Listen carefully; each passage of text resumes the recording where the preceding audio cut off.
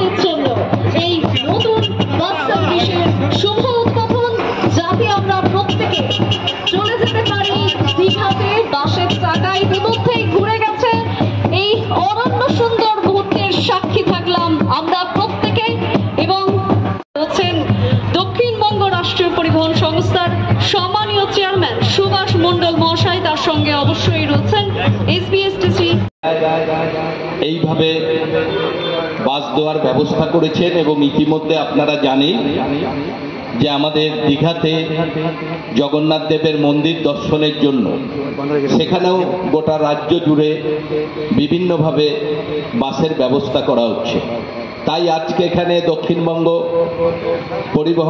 দক্ষিণবঙ্গ রাষ্ট্রীয় পরিবহনের পক্ষ থেকে আমাদের এখানে একটা রাত্রিবেলায় দীঘাতে বাস যাবে, আর একটা কৃষ্ণনগরে, দুটো বাসের আজকে শুভ উদ্বোধন হচ্ছে এই আলিশা বাস স্ট্যান্ডে।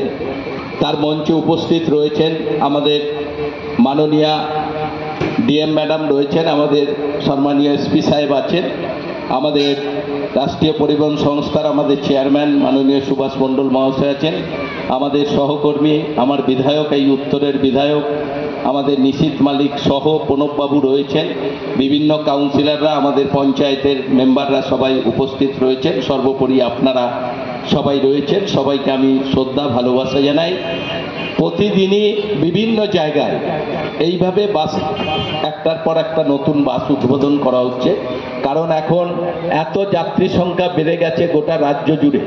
সেই যাত্রীদের কথা ভেবেই রাজ্যের মাননীয় মুখ্যমন্ত্রী গোটা বাংলা জুড়ে এইভাবে নতুন নতুন বাস ছাড়ছেন।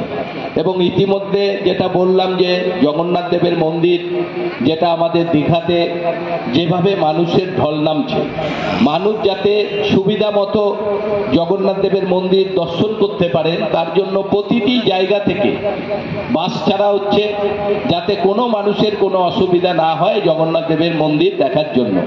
আমরা আশা করব যে আমাদের এখান থেকে রাত্রিবেলায় আমাদের এই দীঘার বাস ছাড়বে, বহু মানুষের সুবিধা হবে যারা ভাবছেন যে আমরা কিভাবে যাব, কিভাবে জগন্নাথ দেবের মন্দির আমরা দর্শন করব।